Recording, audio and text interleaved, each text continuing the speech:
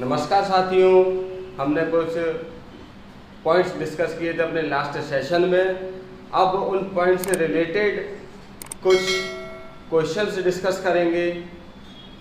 आइए स्टार्ट करते हैं आज का पहला क्वेश्चन।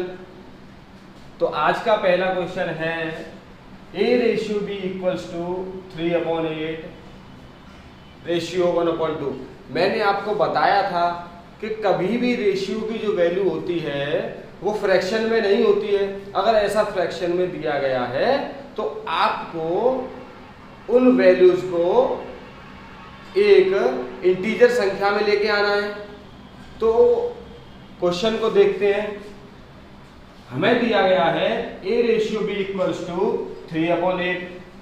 यहां आप देखोगे कि ये भी फ्रैक्शन में वैल्यू, ये भी फ्रैक्शन में वैल्यू, ये भी फ्रैक्शन में वैल्यू है, ये भी फ्रैक्शन में वैल्यू है। तो ये सारी जो वैल्यू है फ्रैक्शन में है। हमसे पूछा है a/b/c/d। अगर हमें ये a/b एक संख्या में, एक इंटीजर संख्या में लेके आना है, जैसे 5/3, ऐसे इस बेस में लाना है, तो हमें इनको सॉल्व करना पड़ेगा। तो इसे सॉल्व करने का सबसे आसान तरीका है, मैंने आपको बताया कि a/b लिखा जाए या फिर a/b लिखा जाए, इन दोनों का मतलब एक ही होता है। इनमें कुछ भी अलग नहीं होता है। इस फॉर्म को इसमें लिखना ही रेशियो कहलाता है। तो अगर मैं a/b को सॉल्व करता हूं, अगर मैं a/b को सॉल्व करता हूं तो आप देखोगे इसकी जो फॉर्म बनेगी वो 3/8/1/2 बनेगी। अगर मैं इसे ऐसे ना लिख करके मैं इसे सीधा ऐसे लिख देता हूं, देखिए 3/8 इंटू 2/1, ऐसे लिखा जा सकता है इस संख्या को। अगर मैं इसे सिंप्लीफाई करूं तो 2 से ये कटेगा 4 टाइम्स, तो 3/4 आ गया a/b की वैल्यू। मतलब a/b की वैल्यू जो आई वो आ गई 3/4। यहां से देखते हैं b/c की जो वैल्यू आएगी वो आएगी 1/3 इंटू 9/5। आप देख रहे हो 3 है, 3 से ये 9 कितने बार कट जाएगा? 3 टाइम्स। 3 टाइम्स कटने पर 3/5 आएगा, मतलब 3/5 ये आई b/c की वैल्यू। c/d को निकालेंगे। c/d की जो वैल्यू आएगी वो आएगी 3/4 इंटू 3/5। यहां से जो वैल्यू बनेगी वो बनेगी 9/20, जिसे हम लिखेंगे 9/20। अब इसे सिंप्लीफाई करने का जो सबसे अच्छा तरीका रहता है, जो कभी भी किसी भी एग्जाम में मतलब किसी भी क्वेश्चन को अगर आप ऐसे सॉल्व करते हो तो कहीं ना कहीं आप वैसे फंस जाते हो, लेकिन इस तरीके से आप नहीं फंसोगे। तो a/b/c/d, a/b 3/4, b/c 3/5, c/d 9/20। इन संख्याओं को यहां b कॉमन है, यहां c कॉमन है, दोनों में इस संख्या को भी कॉमन बनाना है, इस संख्या को भी कॉमन बनाना है। तो हमारा ये जो टर्म होगा ना यहां तक, ये भी कॉमन होना चाहिए, और ये जो टर्म होगा ये भी कॉमन होना चाहिए। अगर हमें इन टर्म्स को कॉमन बनाना है तो एज इट इज संख्या इसी के जस्ट जो लास्ट वाली है इसे रख दो, यहां से 5 रख दो, यहां 3 है, यहां 9/9। अब इनका मल्टीप्लाई करना है, इनका मल्टीप्लाई करना है। अगर इनका मल्टीप्लाई करोगे तो आप देखो 3 3 9 9 9 into 81, 9 into 3 27, 27 into 4 108, ratio 5 into 4 20, 20 into 9 180, ratio 20 into 5 100, 100 into 4 400। आपने देखा इसे करने में आपको मात्र 10 से 15 सेकंड लगेंगे। ये सबसे इजी अप्रोच रहता है किसी भी क्वेश्चन को करने के लिए। हमारा जो अगला क्वेश्चन है वो है A ratio B ratio C ये दे रखा है, B ratio C ratio D ये दे रखा है। अगर हमें A ratio B ratio C ratio D find करना है तो हमें सिंपली इतना काम करना है कि A ratio B ratio C ratio D यहां दिया है 7 रेशियो 11 रेशियो 4, यहां दिया है 44 रेशियो 33 रेशियो 21। मैंने आपको लास्ट वीडियो में कंपेयर करने वाला मेथड बताया था। अगर आप इसे कंपेयर करते हो तो आप इसे कंपेयर यहां आप देखोगे कि b को कॉमन करने के लिए अगर मैं 4 से ऊपर मल्टीप्लाई कर देता हूं तो यहां 16 बनेगा। अगर यहां 16 बनेगा तो यहां 33, ये रेशियो यहां कॉमन होगा ही नहीं, तो यहां हमें ज्यादा से मल्टीप्लाई करना पड़ेगा, फिर जाकर कैलकुलेटिव हो जाएगा। तो इसे सरल बनाने के लिए हमें इतना करना है, यहां भी 44 ऐड करना है, यहां भी 4 ऐड कर देना है। अब आप देखो A के नीचे 7 आया, B के नीचे 11, C के नीचे 4 और D के नीचे 4। तो यहां से आप देखोगे, यहां से अगर मैं इसको मल्टीप्लाई करता हूं तो देखो 7 into 44 ratio 11 into 44 ratio 4 into 33 ratio 4 into 21।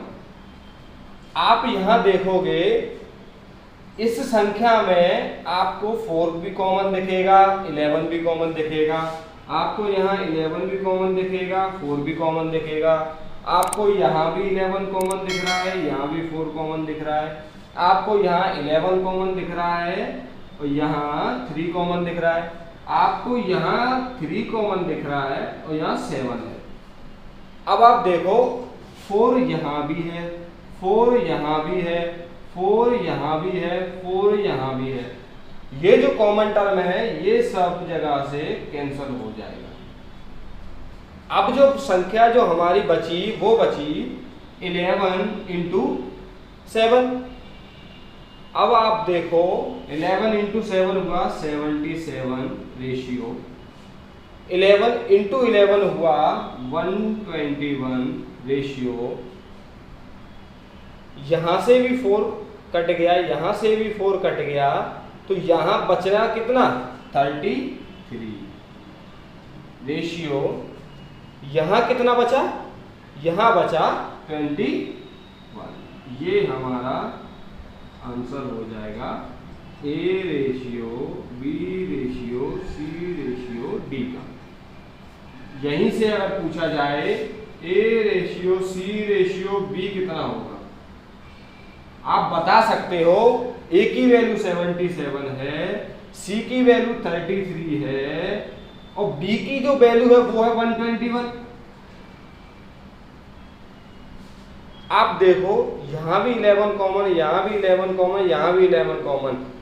मैंने आपको लास्ट वीडियो में जो बेसिक कॉन्सेप्ट थे उनमें समझाया, कभी भी रेशियो में कॉमन टर्म नहीं छोड़े जाते हैं। तो अगर मैं यहां से 11 कैंसिल कर दूं, 11 यहां से भी, यहां से भी, यहां बचेगा 7 रेशियो 3 रेशियो 11। ये होगा हमारा A ratio B ratio C। हमारा जो अगला क्वेश्चन है वो है हमारा नेक्स्ट कंसेप्ट पे बेस। नेक्स्ट कंसेप्ट है A रेशियो B बराबर C रेशियो D बराबर E रेशियो F बराबर 3/5। तो A ratio A plus C plus E upon B plus D plus F पूछा है। अगर हम इसे देखें तो यहाँ जो है हम इसे लिख सकते हैं A upon B equals to C upon D equals to E upon F 3/5। आप इसे देखोगे तो यहां से हम इसे कंपेयर करते हैं पहले, तो a अपॉन बी की वैल्यू 3/5 हो गई। फिर इसे कंपेयर करेंगे, c अपॉन डी की वैल्यू हो गई 3/5। फिर इसे कंपेयर करेंगे तो e अपॉन f की वैल्यू हो गई 3/5। तो ये हुई इसकी वैल्यू, ये हुई इसकी वैल्यू, ये हुई इसकी वैल्यू। ये फाइंड करना है a ratio a plus c plus e upon b plus d plus f। a दिया है 3, b दिया है 5, c दिया है 3, d दिया है 5, e दिया है 3 और f दिया है 5। हमें लेना है a c और e 3 प्लस 3 प्लस 3। हमें लेना है b d f 5 plus 5 plus 5। यहाँ से ये आया 9, यहाँ से ये आया 15, कितना आया कट के भी 3/5। तो यहाँ से आप एक चीज समझे कि अगर कभी भी ऐसे पैटर्न पर क्वेश्चन दे रखा है, आपको कुछ नहीं करना है, जैसी वैल्यू है वैसी का वैसा ही लिख देना है, वही इसका आंसर होगा।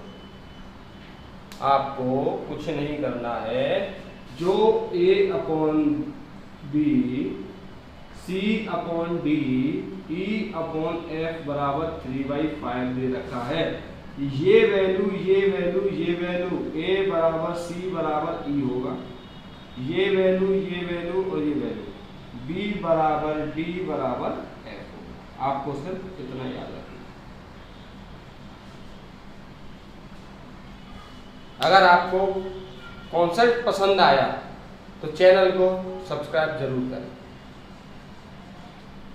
हमारा जो अगला क्वेश्चन है वो है, अगर कभी भी आपको इस पैटर्न पर क्वेश्चन दिखता है, आपको सिंपल इतना करना है कि यहां a है, यहां b है, यहां आप देखो यहां a दिया है, यहां b दिया है। अगर कभी भी इस तरीके के क्वेश्चन दिए जाते हैं तो आपको a के टर्म एक तरफ लेने होते हैं, b के टर्म एक तरफ लेने होते हैं, फिर सॉल्व करते हो। आपको ऐसा नहीं करना है, केवल सिंपल सा काम इतना करना है कि आपको पता है यहां से इक्वल हट जाएगा, क्रॉस मल्टीप्लाई होगा। जब क्रॉस मल्टीप्लाई होगा तो अगर मैं यहां से देखूं, इसका मल्टीप्लाई इस इक्वेशन में होना, इसका मल्टीप्लाई यहां होना है, तो मैं डायरेक्ट करने के लिए इस क्वेश्चन को सीधा यहां मल्टीप्लाई करता हूं और सीधा a की टर्म में एक तरफ लेता हूं, b की टर्म में एक तरफ लेता हूं। तो मैं यहां मल्टीप्लाई किया 7 × 7a। अब मैं यहां मल्टीप्लाई करूंगा तो यहां आएगा 40a, ठीक है, इक्वल्स टू यहां मल्टीप्लाई किया मैंने, यहां आया माइनस के 9 × b, यहां कितना आया 16b और ये आ गया 63b। अब यहां जो करना है आपको वो करना है कि यहां जो वैल्यू थी ये a की वैल्यू, यहां था प्लस, अगर यहां प्लस है तो यहां माइनस कर देना है, अपोजिट कर देना है और कुछ नहीं करना। यहां दिया है माइनस, यहां कर देना है प्लस। बाकी आप सिंपल करो इस क्वेश्चन को, तो यहां से जो आएगा वो आएगा 9a इक्वल्स टू, ये हो गया तुम्हारा 7 9b। a अपॉन जो b की वैल्यू आई वो आई 7 9, ठीक है। तो a रेशियो भी कितना आ गया अपना, ये आ गया 7 9 रेशियो।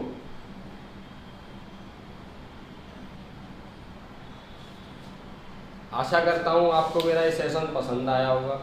अगर मेरा सेशन पसंद आया तो चैनल को लाइक शेयर सब्सक्राइब जरूर करें और अपना ओपिनियन कमेंट सेक्शन में जरूर दें। जय हिंद साथियों।